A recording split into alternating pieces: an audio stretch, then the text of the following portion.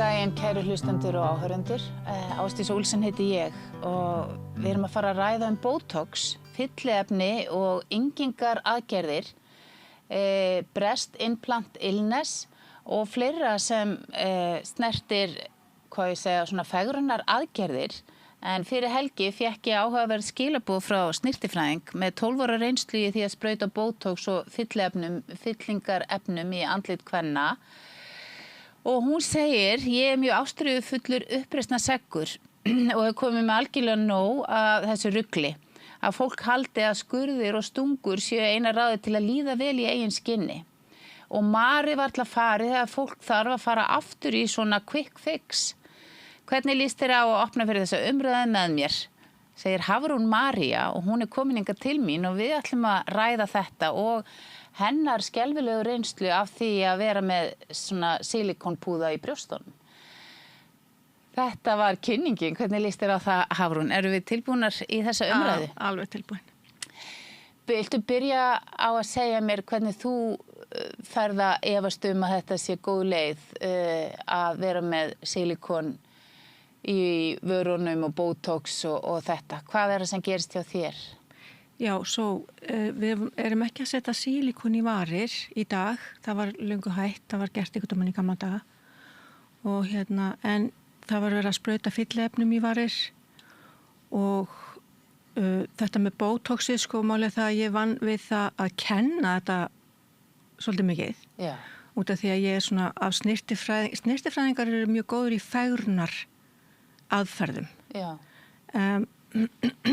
Það náttúrulega ykkar sérgrein. Já, það sérgrein okkar, Og síðan þú veist, þannig að lítalækningar og snyrtifræðingar, það er einhver brú þarna á milli. Já. Og við vorum alltaf að reyna að brúa þetta með því að vera að sprauta og fylla. Og þegar ég fæ nóg, það er eitthvað því að, þetta lagar sjálfstraustið alveg í mörg ár. Ég er búin að vera gert í 20 ár. Já. Þú veist, við sjálfa mig, Sprautar þú í sjálfan þig? Við erum að tala að ég er búin að fara í þessar meðferðir í Botox í 20 ár. Já, ok. Já. Viltu aðeins segja mig hvað þetta er? Til dæmis bara Botox, fyrir okkur sem erum illa að okkur í þessum fræðum. Já. Þá er það svona efni sem lamar vöðva eða... Það lamar vöðva, já. Já. Það er það sem það gerir. Svo erum við að nýta til allskins annars í dag, Þú veist, til dæmis eins og fólk með mígrini og fólk með spasma og slíkt. Það notar alveg ótrúlega mikið af efnum. Þannig að við erum ekkert að tala um þetta sé eitthvað, þú veist, stór hættulegt að vera að nota þetta því að þetta bjargar mjög mörgum bara frá því að vera alltaf með spasma eða mígrini. Aftur á móti þá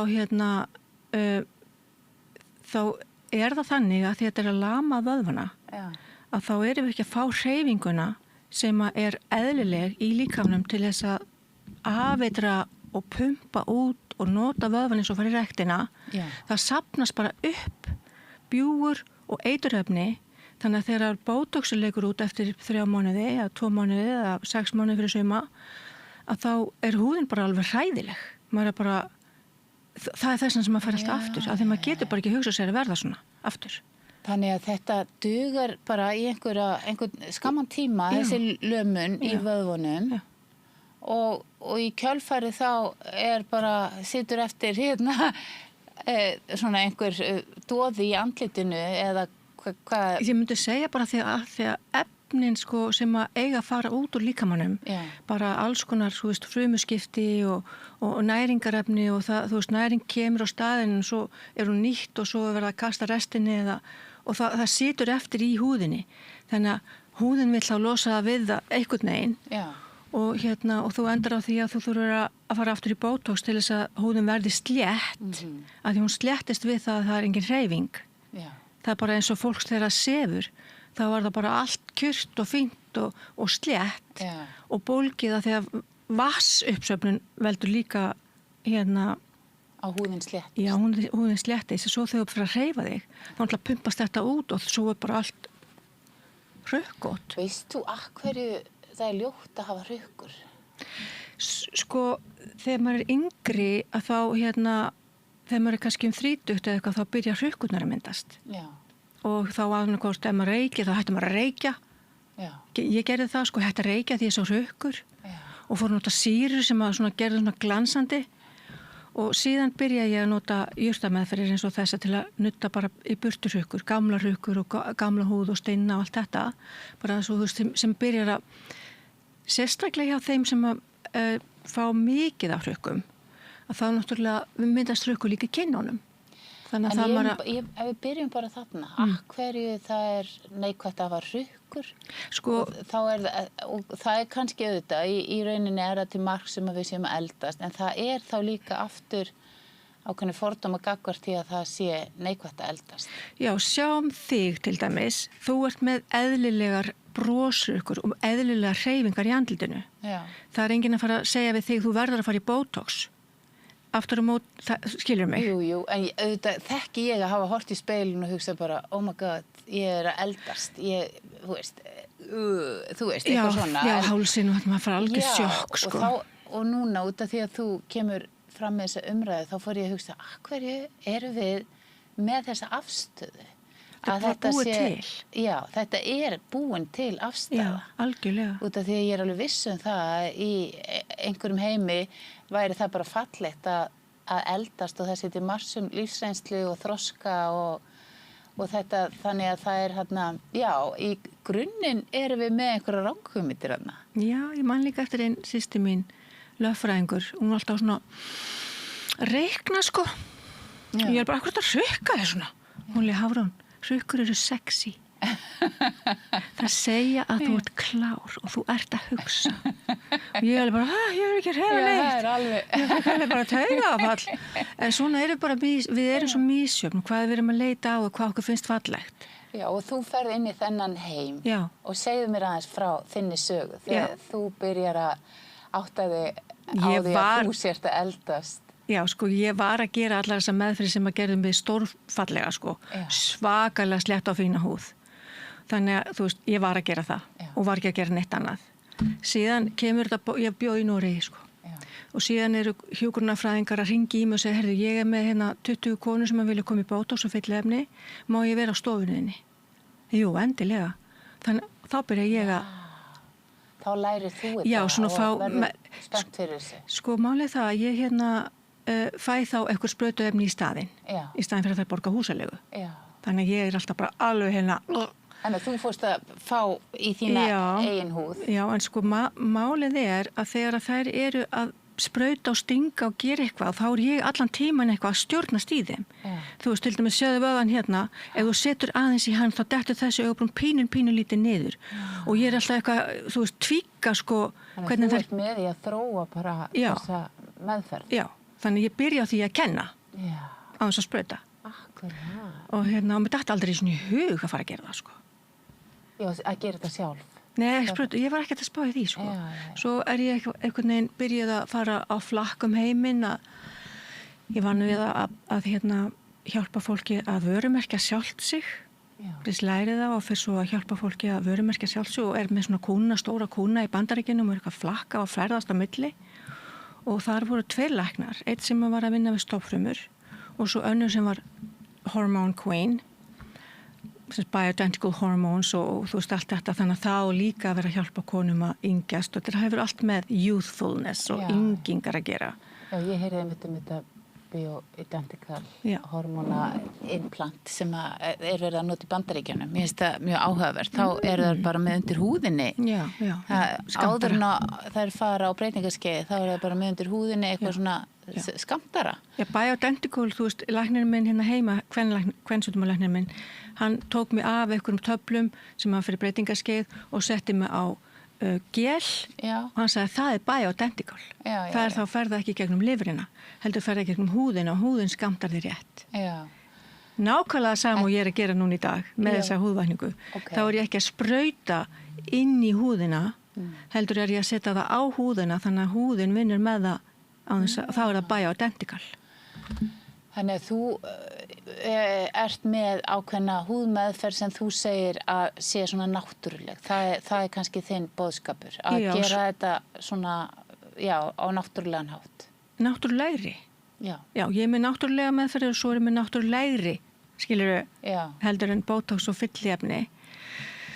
Bara svona, svo ég ná aðeins utan það út í að við ætlum að fara nánar út í þína meðferð hérna eftir. En hún gengur svolítið út á að bara virkja húðina þannig að hún starfi vel. Já, ég var að gera það áður en að Botox og þetta kom. Ok. Það var það sem ég var að gera áður. Þannig að nú er ég bara að fara tilbaka í það. Já. En þessi Botox, fyllingarefni, silikon, vegferð þín, hún hefst þarna í Noregi fyrir einhverjum, hvað er? Silikon vegferðin, hún byrjaði 1989, bara kortir áður gerði þetta að þannig að það kostaði að fara í þetta. Já, ok. Já, bara ég fór í þetta 30. desember. Hvað ertu þá gömul? Þá er ég ekki að verða 18 ára, 19 ára. Hvað er það? Og vildur þú fá stærri brjóst? Já, þá er ég þessi manneskja sem er að horfa á fegurð. Já. Og ég mynda mér skoðun á hvað fegurð er. Og ég gæti aldrei verið brjóstahaldari, ekki til svona lítil brjóstahaldari fyrir mig. Þannig að ég var með AA stærð og það var ekki til á Íslandi, sko. Sem er óskup fallegt. Já. Mér fannst það bara ekki þá. Já, ég skil. Þú veist, þá vildi ég verið með, þá vildi ég búa til. Einu sinni svona litlum brjóstum, segirðu. Nei. Já.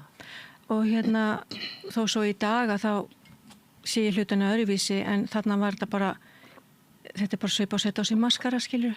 Þetta átti bara að vera hluti af lúkinu, vera með brjóst. Já. Þá var ég ekki að fatta það að maður átti bara að setja púða utan á sig, sko, og brjóstarhaldara með púðum í.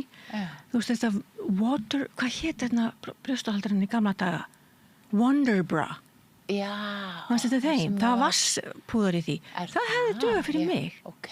En ég, þú veist, en nú eru bara fullt af flottum leikonum bara með, þú veist, svona AA stærð og þannig að þetta er svolítið afstaða hvað er fallegt og hvað er rétt. Og hvað er líka bara verið að, þú veist, ég er alltaf, eins og ég sagði, við höfum aðeins að spjalla hérna til að byrja með, þá segi ég er alltaf svona fyrsta öllu. Já. Svona, þetta, hvað er þetta? Gerum þetta, prófum þetta. Já, þannig að ég var svona fljóta að fá sílikonbrjóst og ég sá strax eftir því. Til á þessum tíma? Nei, ég sá strax eftir því. Ég nefnilega mynda alveg rosalegt ofnæmi undan eitrinu. Bara strax? Já. Og þú veist, ef það væri bara til protokól hjá læknum og segja, já, ég elska mín, ertu vön að fá ykkur ofnæmi? Færðu útbrot? Já, ég er alltaf að fá ykkur útbrot. Þannig að þú veist, ég var alltaf að fá ykkur svona kláða útbrot og svo þegar ég fyrir sílikonið, þá brennur bara á mér öll húðin. Ég er bara öll brennt. Hefur segðu okkur þessa sögu. Þú ert þarna hvað, 18 ára og hvað er það sem gerist? Ég var 19 ára. Já, það er 19 ára. Og þú ferði í svona aðgerð hérna heima í Íslandi. Og hvað er það sem gerist? Knútur Björnsson, hann var aðalkallinn í þessu þá. Knútur Björnsson, lítalæknir. Já. Og hvað gerist? Ég fæði þessa aðgerð og er bara með einhverja tútur daginn eftir og skilur bara vakna bara með svaka tútur. Ég man að einn vini minn kom beint að heimsa mig upp á spítala alveg bara til að kíkja. Ég var með svona eins og Madonna, sko. Það stóð svona eins og turnar. Stífar út í loftu. Já, ég vissi ekki hvað, ég náttúrulega var ekki vön því, skilur. Ég vissi ekki hvað ég var að gera. Þú tala búninginn að Madonna sem er með spís. Já, þetta var bara svona keilur. Já, keilur út í loftu. Já. Guð, og hvernig leið þér? Furðulega, þegar ég, þú veist, svo mikið tomboy. Ég er svona strákastelpa, sko. Já.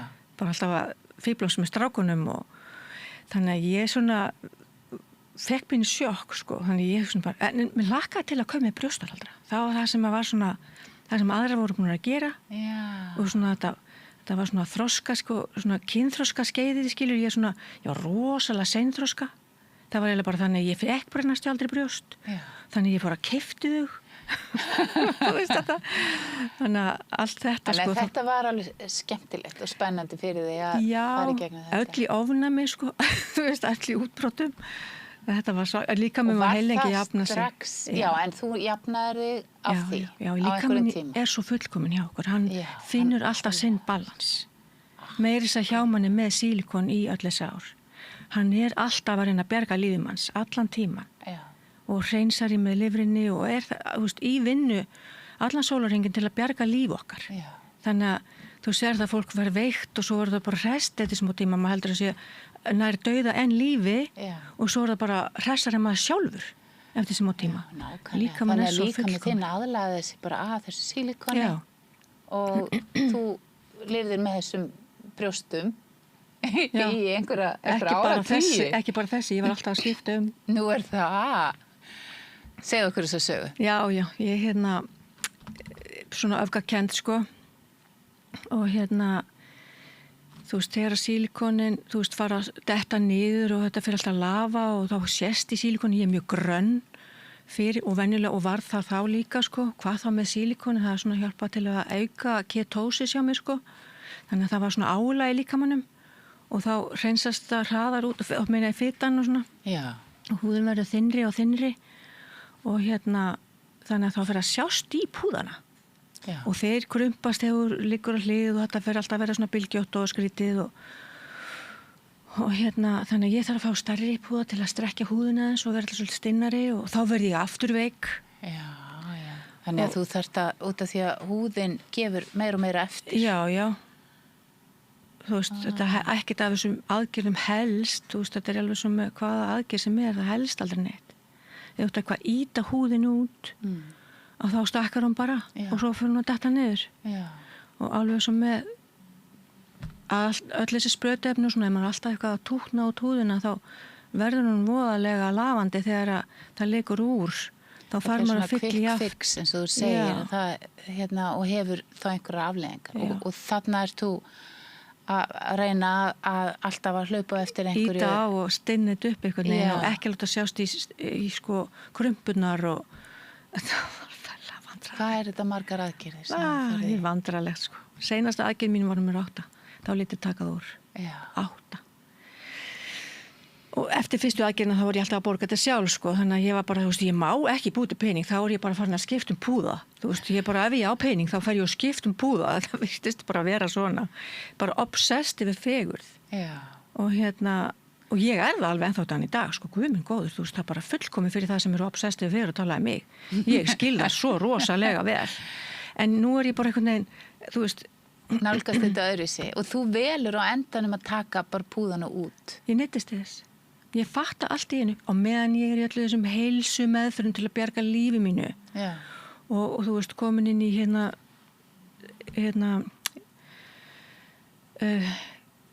sellir í safana og allt þetta og er alveg bara kótsa konur í gegnum heilsu með því að drekka sellir í safa og passa sig á eggjum og þessu brauði og glúten og mjólkur ánami og öllu þessu sem ég taldi mig vera með, sem ég var að sjálfsögðu komin með út af því að líka minn bara höndlaði bara ekkert lengur. Hvaða einkenni varstu með? Ég var að missa hárið.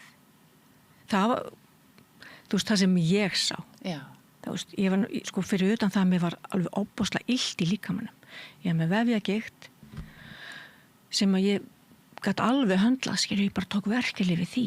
En þegar hárið fara að detta af, hvað gerir maður þá? Og þegar maður farin að vera hrukkotur og allir út í ofnæmi og allir út í, sko, ég fekk skellur af eksem og psoriasis líka. Þú svona hringi. Og þú ert í raun að segja, þú varst að höndla alls konar eins og vefjagigt og sársauka og eitthvað svona, en þegar það var farið að snerta útlitið, þá brastu við. Já, nei, takk. Eins og ég hætti að reykja þegar ég sá Þú ert alveg meðvituð þetta, sem verður líka bara svolítið skemmtilegt. Já. Ok, þú ert komin hana í erfiðar aðstæður þar sem hárið er detta á þér og þú kom með alls konar svona útbrot og þægindi. Já. Og hvað gerist þá? Þá þú veist, ég var að hlusta á einn, hann er Anthony Williams og hann er sá sem er búin að vera að kenna fólki með sellirisafana. Það með Kim Kardashians og eitthvað svona, þannig að hann var orðinn svolítið mikið frægur og erfitt að ná í hann og til þess að láta hann lesa hvað er að mér.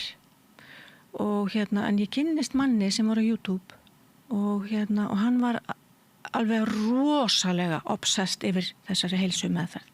Fættur sama dag og ég, 12 árum síðar og hann var alveg... Fætt?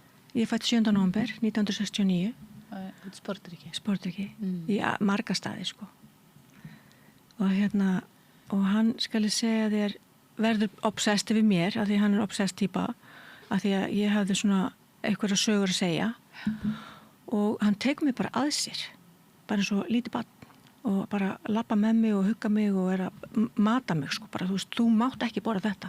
Af því ég svona, ég elska allan mat og ég vil blanda öllu saman og hef elska svona lífið, í gegnum mat og bragð og og hann var bara alltaf að tósa með henni í miðuna og segja bara, þú hafa þetta einfalt, borða bara þessar 15 appelsínur í dag. Og hann var að reyna að lækna það af öllum þessum einkennum. Já, en ég versnaði. Út af því að þegar maður er heilsumeðferð með eiturinn í líkamannum og þá náttúrulega byrjar lifrin að pústa út eiturinu því að blóðið eru hreint og þá koma skammtarnir af öllu. Það er oft bara, maður áhelst ekki verið afeitra sinni menn bara undir í litlu magni í einu því að það getur verið svo óbúslega sásökafullt og erfitt. Þú varst að upplifa það þannig? Já. Rosa sásöka og já, bara ég versnaði öll, sko, mjög mikið og það var ekki fyrir þessi Anthony William eftir 4 mánaða eimtóma vegan djúsing prógram og ég átti að batna eins og öllum var að batna í kringum mig en ég var að versna og þannig ég sem sagt heyri þennan Anthony William segja breast implant illness is real. Bara viku áður þá var ég að segja, guð, hvað ég finn allavega ekki brjóstin á mér. Afneitunin er svo rosaleg. Já. Þannig að maður heyrir kannski eitthvað kona sílikon, eitthvað, maður bara blörra það bara út leið. Eitthvað veikindum það sílikon, maður heyrir það ekki, sko. Já. Bara vill ekki heyra það, sko. En þú allt í hann áttar það á því að það já, er hann sílikoni. Það. Hann segir það. Já, hann greinir það, já. Þá fór ég bara að hlusta. Já. Og þá var hann að segja, þetta eru yfir 40 mismunandi eiturefni sem að sílikonpúðunir eru búin til úr. Og þetta er, þetta er ekkert lokað dæmi, þetta líkamannir, hann er alltaf andandi í gegnum allt. Hann býr ekki til járnskjöld, iron dome yfir sílikonpúðuna. Já. Það er bara ekkert neitt slíkt til að komast alls konar hlutur í gegnum the iron dome. Fattar mig? Þannig að ég var ekki með titanium brjóst, sem fólk er að ganga með sem liði og það er í lagi. Eru öll þessi brjóst, þau að tala silikonbrjóst, er ekki til neitt annað sem er ekki svona hættulegt? Nei, en ég hafði hugmyndum að búa til svona púða úr fylliefnum. Því að það leysist hvort þau eru upp, þessi silikonbrjóst. Og akkur eru þá ekki bara úr fylliefnum. Og fer að skoða það og það eru fullt af læknum að sprauta fylliefnum í brjóst, bara eitthvað 200 grömm eða 300 grömm af fylliefnum og við erum að setja 1 milligram í varirnar. Já, 1 milligram. Varst þú með í vörunum þínu? Já, ég setti fyrir ári síðan seinast og það var það mikið að ég hugsaði bara guð minn góður, ég gerði ekki aftur. En þannig að ég er ennþá með í vörunum síðan fyrir ári síðan.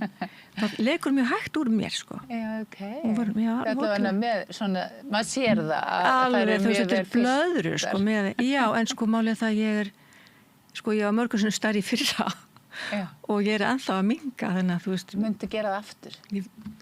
Ég veit það ekki, sko. Við erum bara að láta sjá hvort að ég myndi setja ykkur að dropa í varirnar á mér. Ég veit það ekki.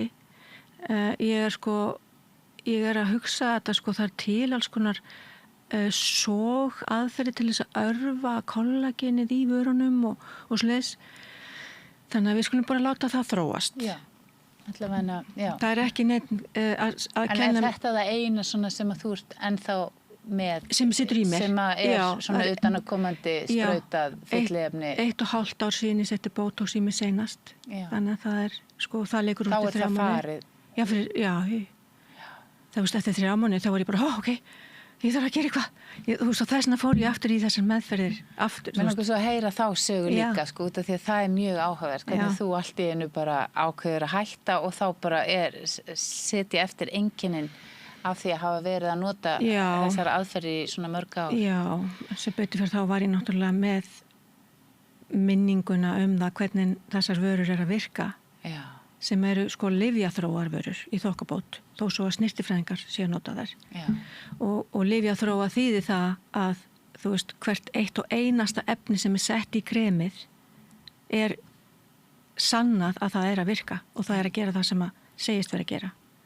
Já, sem þessi náttúrulega kremameðferð sem þú ert að bjóða upp á. Náttúrulegt og svona semi-náttúrulegt. Þetta eru alls konar efni sem verður notað. Peptíð, stofnfrumur úr jurtum, peptíð, viltu tala peptíð? Já, mér langar mjög, ég hef heyrt þetta sagt, en ef við höldum áfram með söguna hérna, þá ert þú þarna komin á þann stað að þú ert tilbúin til að losa þig við sílikonbrjóstin. Já, sílikonbrjóstin, það ég varð að gera það og þá ger ég það í svo miklu hasti. Þú veist, ég fór ekki inn í stóra rannsóknarvinnu. Jú, sumar konur voru að taka kapsúluna og ekki opna kapsúluna sem að herðist utan sílingabúðan og bara skera meðfram kapsúlunni, en urðu einhvern veginn svona deformed eða afskremdar undan því, að því að það þurfti ofta að skera meira af kjöti og meira af öllum vefjunum inni og þetta var allt út allt og allt í klessu og ég hugsaði bara nei, fegurð er alltaf númer 1, 2 og 3 hjá mér, þannig að við skulum bara taka sílikonpúðan og loka fyrir og ég fæ einmitt sonur hans Kára Knútssonar, Knúts Björnssonar, heiti Kári Knútsson og hann var nú einn af þeim sem alltaf setið í mig aftur og aftur, rosalega góður lítalæknir og bara örin eftir hann voru svo fullkomin að það var nú ekki neitt smá, sko. Já. Og það bara sést ekki að ég sé að hafa nokkuð farið í eitthvað, það er bara ósýnileg ör, og þannig maður tala nú eitthvað vel þessa menn, sko, en ég náttúrulega kemur inn alveg brjáluð og svo skulle voga sér að setja þetta eiturinn í konur og alveg bara ég var bara trillt og og byrði hann að taka þetta úr mér og hann gerir það og loka fyrir og svo bara veikist ég bara svona ennþá meir, sko. Því að ég sjálfsög vil ekki negin lyf, sko. Ég öll í þessu heilsudóti og bara vil ekki tala við lækna og þú veist, ég hefði alveg getað lagt mér á sjúkrahús fyrir löngu, ég bara vildi það ekki heldur, sko. Ég var bara drekka sveskjusafa, sko. Ég var bara að gera svona hitt og þetta og allt bara. Og svona ásælega ábyrg fyrir þér og þinni heilsu þarna. Já, og treyst ekki neinum lækna. Já, treystir ekki neinum. Nei, allt í klessu þar, sko. Já. Og svo bara eftir ykkur mánuði, þá ég bara orðin það ofboðslega veik að ég kem heim. Hvernig veik þá? Ég bjó í Noregi, veik, sko, og ég veit ekki svona hvernig ég lýsa. Ég var það veik að ég gerði mér ekki svona grein fyrir hvað ég var veik, sko. Ég var bara sinnum 100 af því sem ég var áður, sko. Þú veist, miklu verri. Rúmliggjandi bara? Já. Ég gat varla labbað. Ég var bara alveg búin á því, sko. Hvað segir? Engin orka, hárið að fara, eksem og útbrot. Þetta kallaðist hvítblæði þegar ég labbaði inn á spítala, sko. Það var allt. Ég var, sko, og meiri segja, og þó svo ég vil nú ekki vera mikið að ræða það, þá dó ég 2 sinnum seinustu nóttina sem ég var ein. Hvað er þetta að segja? Near death experience. Fékkstu near death experience? Ó, já. Big time, sko. Og hvaða ástand er það sem ferði í þarna? Ég kapnaði, ég var komið með myglu í allt þetta svæði sem að sílikoni hafði verið á og þetta var lakað allt og það var bara komið svartur í þessar blettur. Myglu í vélenda, myglu í lungu og allt kviðarholið. Nei, kviðarholið. Alla bringuna fyrir ekki. Og þannig að ég var hætt að anda. Hætti bara að anda. Andaði bara ekkert. Og þar með deyr maður og þar með fer maður á einhvern stað og ég var mætt á einhvern stað og vaknaði bara eins og hér inni, skilur, ofsalega hlýlegt og gott og bara amma mín kemur og á móti mér. Hvað er þetta að segja? Það var rosalega Hver líkaði við? Ég líkaði mig við sjálf. Ég áttaði mig á því að það var eitthvað í gangi. Amma er sennilega komin til að segja mér, þú veist, bara bjargaði þér. Já, hún talar ekki með munninum, hún bara þarna. Og ég allan tíman að tala við hana og bara, ég veit ekkert gott að þú sett þú og þetta, þú getur verið í einhverju mynd. Varstu ekki alveg að treysta því heldur? Nei, alls ekki, sko. Og ítin svona frá mér og að íta mig bara hvað er í gangi og af hverju er ég og hvar er líkaminn minn og svo heyri ég bara, fatta ég svona hægt og rólega í því að vera að íta mig svona frá að já, ég er ekki að anda, ok, ég þarf að fara tilbaka til að anda, ég þarf að anda, ég þarf að anda, ég verð að muna þetta, ég þarf að anda. Svo bara kemur þessu geggjaði sásöki og þá ég að vakna í líkamanum mínum. Þá ég bara í svona óbóðslegum sásöka og ég sko andaði svona gat ekki anda lengra niður sko og ég hugsaði bara ok að því að í svona jóga og svona þekkir þú það ekki? Anda svona maður getur gert það eilífu sko og maður deyr ekki þannig ég gerði það bara þá kannski að anda svona ég fekk súrefni sko og allan tíman hausinn á mér vakandi sko alveg glaðvakandi svo magnað og en ég dett út aftur af því ég bara sofna ég bara hvíldist og sofna og fer aftur á þennan annan stað sömu nótt og þá kemur afi minn á móti mér og ég var bara horfa á hann bara, hann leit út svo Chaplin skilur, hann var þannig maður og ég var hellinga bara njóta þess að horfa á hann og skoða hann og svo allt í einu bara hann bara ennþá bara eitthvað að horfa á mig og ég alveg byrju hvað ég gera? Já, ég þarf að fara tilbaka og anda og fara upp á sjúkrahús ég þarf að anda, þangað til ég fer upp á sjúkrahús ég þarf að anda, þangað til ég fer upp á sjúkrahús og þetta bara tuldi ég inn í hausnum á mér anda fram á sjúkrahús, anda rólega og og svo sendi ég skilaboð til dóttur mínu bara til að pikka mig upp, ég þarf að fara upp á spítala og svo kemur hún og hjálpa mér út í bíl þú veist, ég bara það var rosalega, þú veist, ég var búin að kapnandi þannig 2 sinni um nóttina það var ekkert að kalla sjúkrabíl nei bara og svo fer ég upp á spítala og ég fæ bara strax að koma inn og fæ strax súrefni ég var með 13 í mettun hvað þýðir það? Það þýðir það að þegar þú komið kannski bara 86 í mettun þá líður yfir þig já, þetta er bara þetta er miracle algjört kraftaverk og það kemur ykkur útlendingur og tekur ykkur prófa mér og ég greip í hann var frá Ástralíu, þessi læknir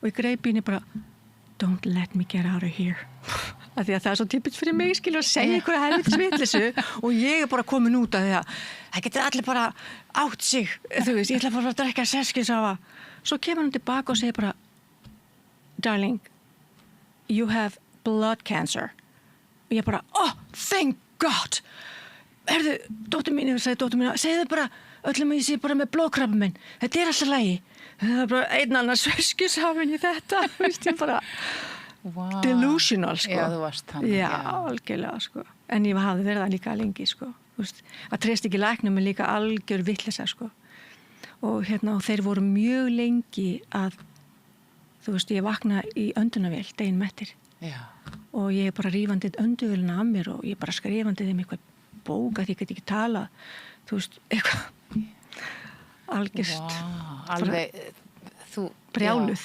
ég sjá allir þessi lyf alveg 100 túpur og allt í gangi og bara öndunarvél og það var alltaf verið að svæfa mig sko út af því að þú varst að rífa þetta aðeins og og þetta allt út af silikon brjóstan allt út af því að ég er þrjósk sko líka þú veist, allt út af því að ég leita mér ekki hjálpar strax þú veist og ég var bara, það er ekkert, hlust ekki á mann svo var það líka það sko, ég fór mér þessa helgina áður, mamma dreigum upp á spítala helgina áður og það tekna allar myndir og allt og hún sagði bara, þú þegir Hafrún, þú þegir að þú veit hvernig ég er og bara, þú þegir, nú tek ég við ég bara, ok og það fannst ekki neitt þá fannst ekki neitt nei. Ekki neitt, ég var allan daginn sko í alls konar það fannst ekki neitt upp á bara bráðmóttöku En segðu mér, hvernig er þetta að ná bata eftir svona? Hvað er það sem gerist? Þannig að verður að taka meira af þessum, þú segir þú sitt með myglu í líffærunum? Já, ég fór bara myglu lyf og þú stera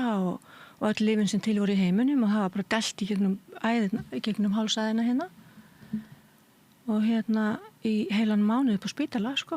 Hvað er þetta að segja? Alveg magna. Já, ég náttúrulega var eins og ég breyttist ekkert sko, persónuleiki minn var alveg brjálaður sko. Ég var alltaf eitthvað að rífa kjaft. Og Og náður heilsu? Eða þú veist, hvernig sko, lítur á þetta? Sko, hann var eitthvað að segja við mig læknin að sko, að heilbriði hlauparar, þeir eru kannski ára ná sér eftir svona áfall sko. Já. Og það hugsaði já, ég verð 6 mánuði sko. 6 mánuði. Já, þú er svona kapsfull. Já, ég bara hugsaði, þú veist, þekki svo margar aðrar badass leiðir. Já. Þú veist, allir þessi peptíð og svona quick fixes, skilur við. Já, en þú ert líka með svona ofurtrú á þér sjálfri að finna út úr hlutunum og leysa málin, þannig að einhver staðar svona óöryggi gagnvart kerfinu og ég þarf að finna út úr þessu sjálf. Já, það alveg, það bara meðfætt, sko. Það hefur alltaf verið þannig. Sko, uppreisnarsegurinn eða rebelinn í fjölskyldunni, hann svoleið, sko. Já. Það bara þú ert í því hlutverki þinni treystandi, sko. Og svo bara lendur hann í öllu til þess að finna út úr þessu sjálfur. Það þýðir ekkert að kenna honum neitt. Hvað langt síðan þetta var sem að þú varst? Þetta 7 ár. Það 7 ár síðan varst hann sjúkrahúsi. Já. Og hvað tekur við þá hjá þér? Út af því að þarna verður þú þá meðvituð hvað þetta getur orðið hættulegt að vera að fá svona efni inn í líkamann. Já, sko, fylliefni eru ekki hættuleg efni. Fylliefni eru ekki fulla 40 mismunandi eiturefnum, sko. Fylliefni eru bara hýalónsýra. Og hún eitthvað crosslinkuð og eitthvað svoleið sem að telst ekki vera eins, bara alls ekkert hættulegt, sko. Þarna ég að blanda saman, þú segir það, ég að blanda saman, það vittlust að blanda saman silikon, botox og fyllefnum, þetta alveg sikkur hlutur, en silikoni það sem hættulegt.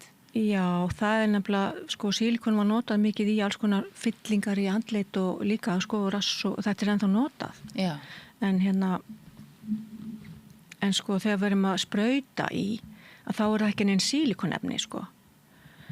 Þú veist, en aftur á móti þá maður alltaf að dæla undir húðina, sko, málið það að ég ekki að móti þessu. Ég bara að móti því að maður sé eingöngu að nota þá aðferð, þú veist, aftur og aftur og aftur og maður verður, sko, ég náttúrulega með þráhyggju fyrir fegurð, þú veist, og það kveikir á þráhyggjunni, það kveikir á henni, þú veist, að vera alltaf að sprauta í húðina og svo fer þetta bara til smá stund og maður ekki búin að losna við marblettin eins og niður, sko.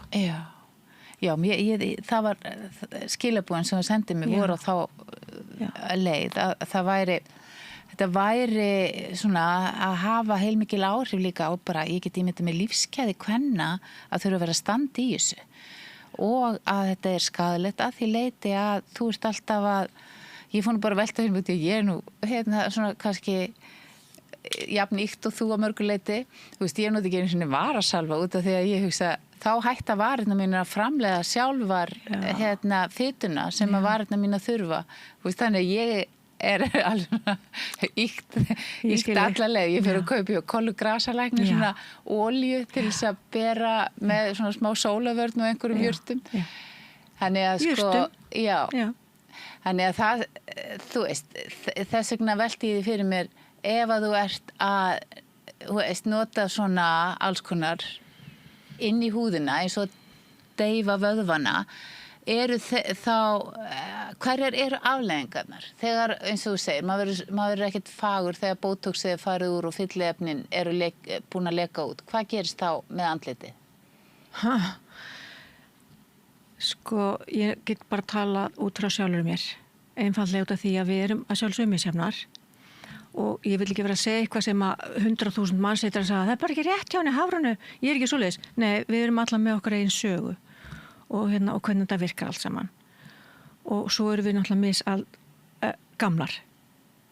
Ég er að verða 57 ára þessu ári og þar með er ég með 57 ára húð, þá sama hvað ég er búin að vera að gera, en það er hægt að, sko, þannig að sko, kona með svona húð, hún verður hræðilegur eftir 3 mánuði, heldur kona með einhvern veginn öðruvísi húð þegar það leikur úr henni, sko.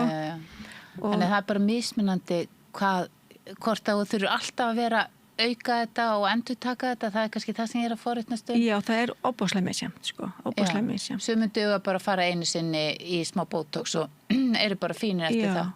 Svona eins og þegar ég var að vinna við þetta, þá er ég miklu meira að svona korrigera og lagfæra og rétta úr því sem að aðrir hafa farið annað.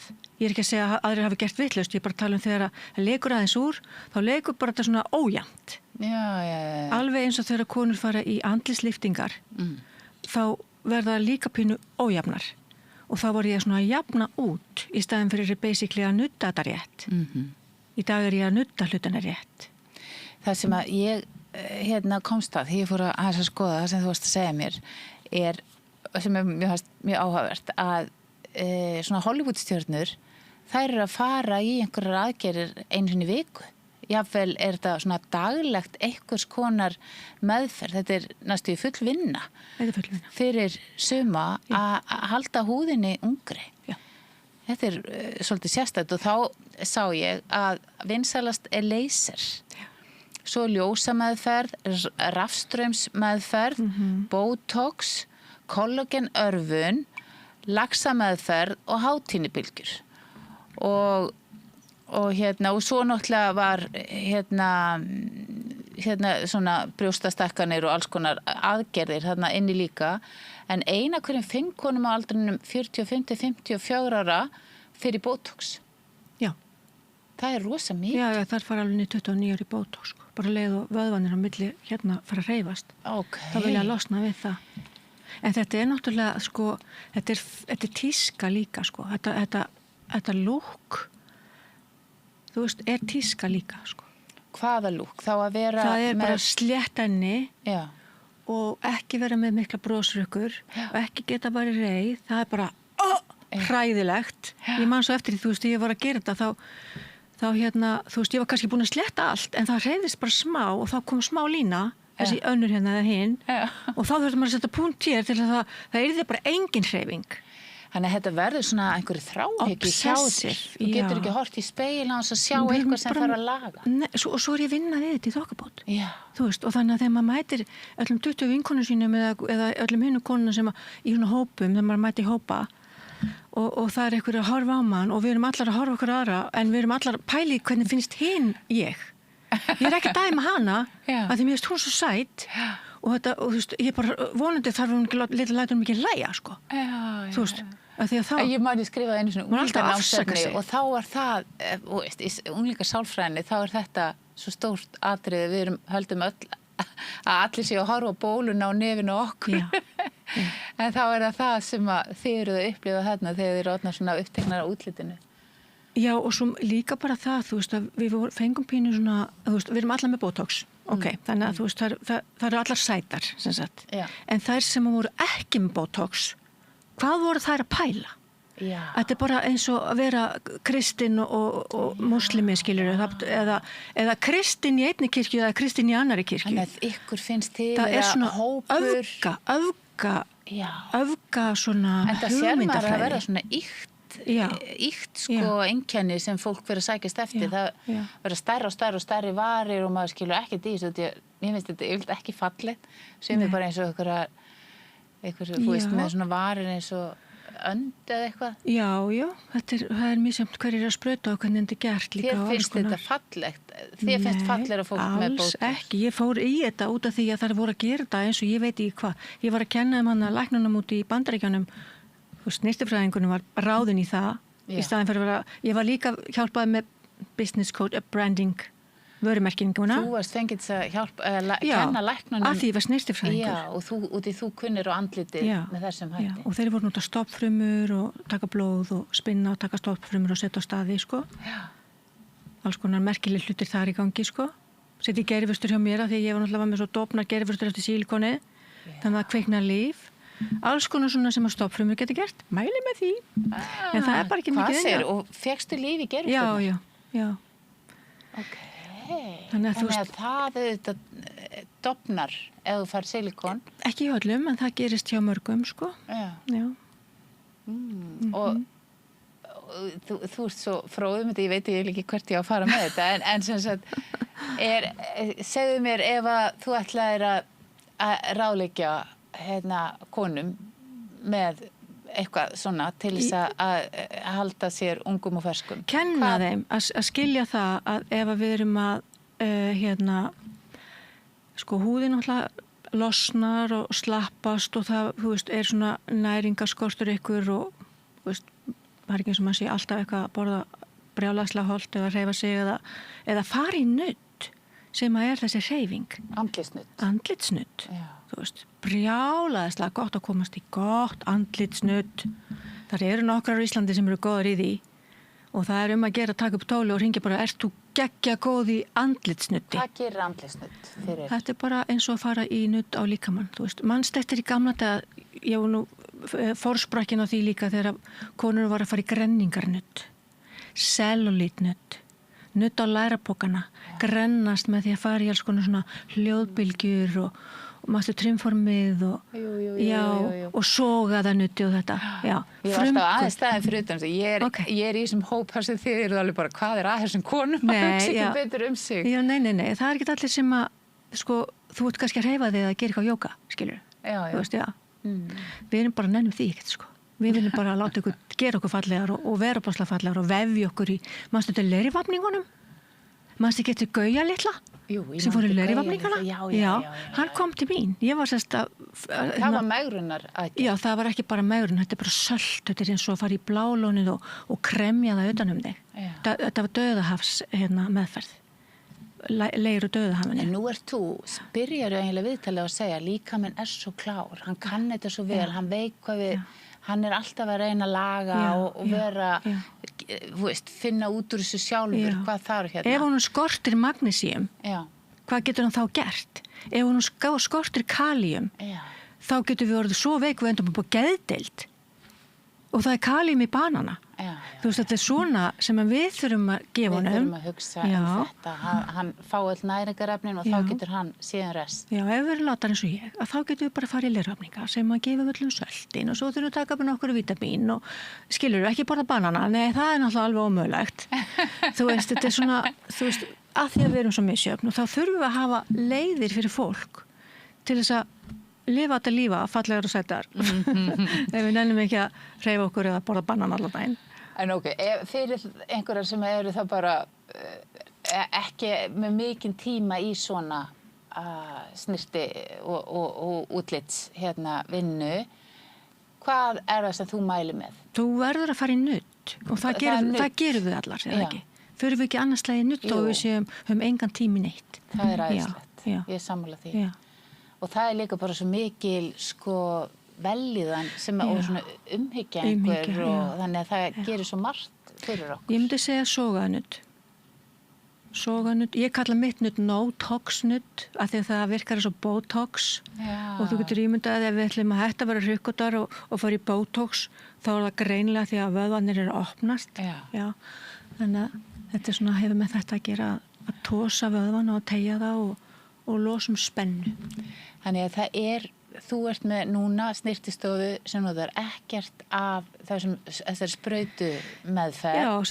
Já, það var stoppaði núna í desember þar sem ég varð að hætta því alveg að sprauta. Af hverju varst að gera það?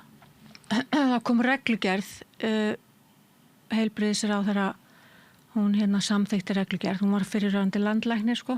Já, það er þess vegna sem þú talar um að læknar, þér finnst að læknar eigi ekki endilega að vera að sinna svona... Sko, ég var að kenna læknum hvernig áttu að gera þetta og þeir eru náttúrulega að læra eitthvað allt annað hlut, þeir eru ekki fegrunarfræðingar og ég náttúrulega var pínu móguð að skilur að vera að loka mig en áður en þetta byrjar þá, eða svona þegar þetta var svona hugsunargangurinn, þá er ég kvortir orðin leið á sig sjálf, sko. Ég var alltaf að afsaka mig, fyrirgeðu ég ætlaði nú að vera búin að sprauta hálsuna mér en ég var alltaf með marbletti. Og ég var alltaf með lafandi háls og hann vesnaði bara og vesnaði. Og samt var ég að sprauta mig. Og samt, þú veist, Hvað setur í hálsinn? Það voru efni sem bara áttu húðina þunn. Já. Og þá var það efni sem eru að hjálpa til við að gefa raka. Já. Svona fylla á milli, skilur mig, bara fylla eitthvað og ég var alltaf með marbletti og þetta var alltaf ræðilegt. En, já. Allavega, þetta er mjög áhugavert. Ég ætla að reyna að summa þetta upp. Þú, það er einhver reglugerð sem bannar snirtifræðingum að vera spraut. Bannar öll, sko, málið bara það, sprautu maður á bílaverkstæði hefði getað verið að sprauta. Já, það var þetta var bara alveg frjálst. Já. Og þú veist, það er enga reglugerðir í kringum þetta, þannig að sem betur fyrir þá koma reglugerðir. Já. Og það vildi ég, og ég er náttúrulega alveg elska það, að hafa þetta svona clean. Já. Nema, og þá gæti ég haldið áfram að kenna læknum og vinna við þetta ef ég ætlaði að vinna við þetta. Allavega að kenna. Ókei, nei. Svo lokaði alveg á mig líka. og þannig að þá náttúrulega fer ég í mína uppreist og hugsa með mér, ætla ég bara að verða brjáluð og bara enginn að fara í Botox og þú veist, bara nei, guð minn almáttugur, ég var að hætta þessu sko, það er ekki þykkt að vera með einhverju svona stæla og ekki vera með neina öfga. Þá varst þú sjálf hætt þessu? Já, löngu hætt sjálf persónulega. Já. En hvernig er það núna? Hverjir eru að sprauta fitlaefnum og Botox í fólk? Lítalæknar og húðsjúkdómalæknar eru sérst með full leyfi. Já. Og síðan koma aðrir sem að þurfa að fá sérleyfi eins og hjúkrunarkonur og aðrir læknar. Ok, en nú ef við náum að utan í þína sögu, þá ertu þarna búin að losna við silikonin og öll eiturefnin og líkamannum. Og er ennþá heima á Íslandi, ég fór aldrei tilbaka. Já, fórst ekki tilbaka. Já, þannig að og nú ertu hætt sjálf að sprauta í andliti á þér. Ertu orðin góð? Ertu búin að ná heilsu? Ég myndi segja það að 57 ára sem er ekkert rosalega íþróttavæn, já, er það ekki bara. Þú veist, ég gæti alveg verið duglegri, ég bara ekkert... Meina að reyfa þig eða eitthvað svoleiðis? Já, sko málið það, ég er svo öfgakend að ef ég ætla að fara að gera eitthvað, þá þarf það að gefa mér eitthvað svakalegt kick. Já. Og ég var í liftingum því ég var yngri út í Englandi sem au pair, þá var ég í liftingum, svona rosalega þungarvikta liftingum. Já, og svoleiði skilur fíla ég. Já. Og það er annað það. Við þurfum náttúrulega öll að hreyfa okkur á þessum aldri. Já. En segðu mér út því þú sagðist að það hafi verið komið gikt og svona, er það farið? Já, það mætti segja það. Já. Það fór meira að minna öll þessi einkenni eftir að silikoni. Ég held að lyfin líka hafi hjálpað sko sem að ég var að taka. Já. Þú veist, ég man bara svo eftir því að ég var hætt að vakna með verki. Þá var ég bara byrjuð það. Þannig ég þakka læknunum fyrir að hafa tróðu sem lyfjum í mig sem ég var brjáluð yfir allan tíman. Sem að bjargaði lífið mínu og því að það losa mig við mikluna og allt þetta sem ég var að glíma við, sko, sem voru aukaverkanir af öllu hinnu. Sko. Þannig að þetta er allt búið að taka svolítið tíma. En ég nefnilega sá á Facebook síðunni að þú hefur verið að fylgjast með sjálfur þegar að Botoxið og fylliefnin eru að fara úr líkamanninum og fyrst þá ertu í hálfgerð sjokki yfir einkennunum og útlitinu sem að birtist og í kjölfari ferð að vinna með svona þessar nudd og náttúrulegar húðvörur, er það ekki? Já, ég gerði það, ég notaði bara svona eins og venjuleg krem og andlisböð fyrst. Og svo fór ég í svona sterkustu húðmeðferð sem eru jurtir sem að nutta alveg djúpt inn í húðina, stingast alveg inn í húðina, talandi að stinga, en þetta er svona mikró. Og og þar springa þær inn og gefa alls konar boð, bara svona hvatar fyrir allt og næring. Þannig að frumunar alveg undir, það verða alveg splungu nýjar og þú losnar við allt yfirborðið sem er slappt. Þannig að húðin minnkar og þrengist að manni sjálfum. Þú lítur allavega rosalega vel út.